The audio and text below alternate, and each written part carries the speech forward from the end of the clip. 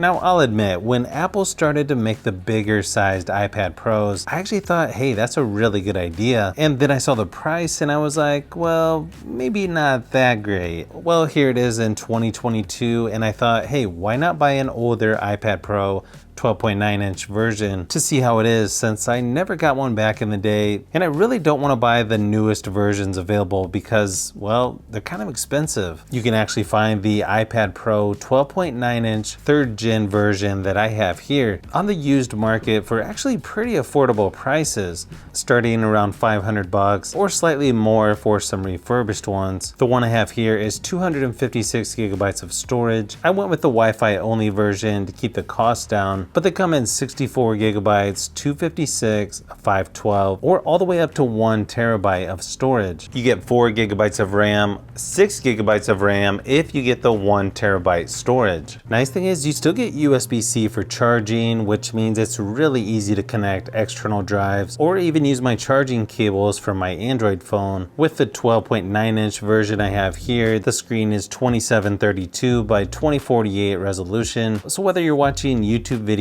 at 2160p or HD Netflix videos at 600 nits brightness, it's gonna be good just about in any lighting situation, and it's still gonna compete with some of the best displays out there even in 2022. You get the A12X Bionic chip, which sounds like an older chip by Apple, but surprisingly it still does a really good job at multitasking, or even editing video seems like a breeze with this older iPad, and that's one of the main reasons why I got this. You can see the Geekbench scores are still pretty respectable compared to other tablets. Sure, it's not going to beat the new iPads with the M1 processor, but to be honest, it doesn't feel like it's that much slower in everything that I've been testing. Playing games on this iPad, everything seems to perform really good as expected. When testing PUBG Mobile or Asphalt 9, it actually performs really well considering the price.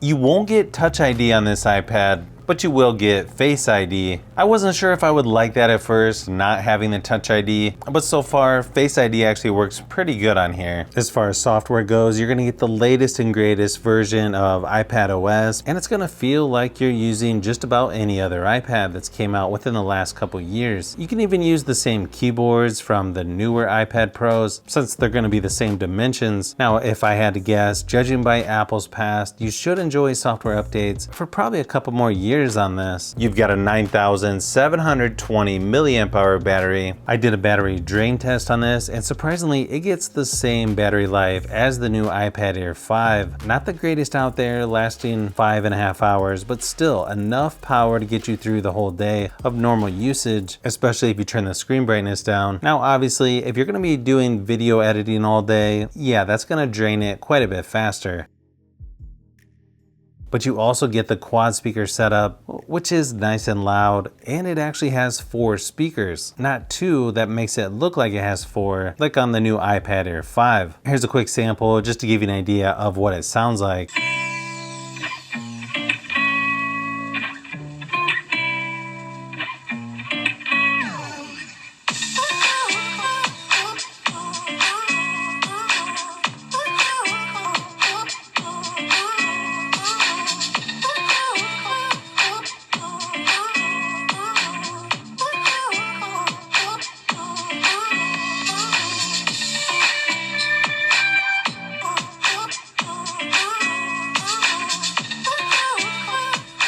You also get a 12 megapixel camera on the back, so maybe not quite as advanced as the newer iPad Pros, but you still get up to 4K 60 frames per second for video recording, and then a 7 megapixel front-facing camera with 1080p 60 frames per second for video recording. It's not going to be the best compared to the newer iPads as far as cameras go, but still pretty good compared to other tablets in this price range. Of course, it's going to depend on what kind of stuff you'll be doing. Here's a quick sample of photos and video just to show you what to expect. It's still going to be good for Zoom meetings, video conferencing calls, and the quality still holds up, I think, in 2022 compared to some of the other tablets out there in this price range.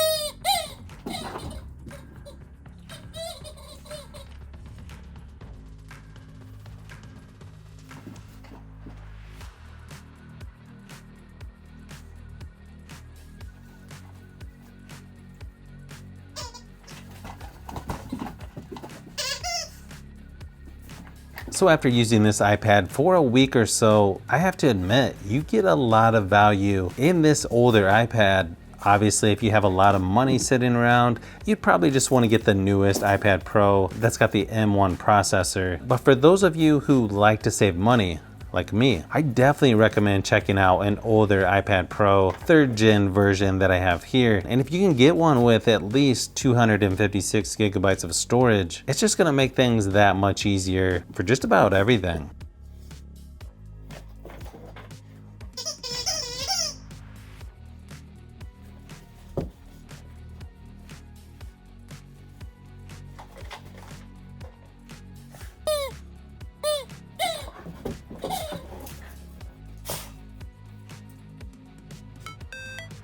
So if you've made it this far into the video, you may want to say thanks by subscribing, and don't forget to give a thumbs up if this video was helpful. This is Brian from Fishbee Productions. Thanks for watching, and I'll see you on the next one.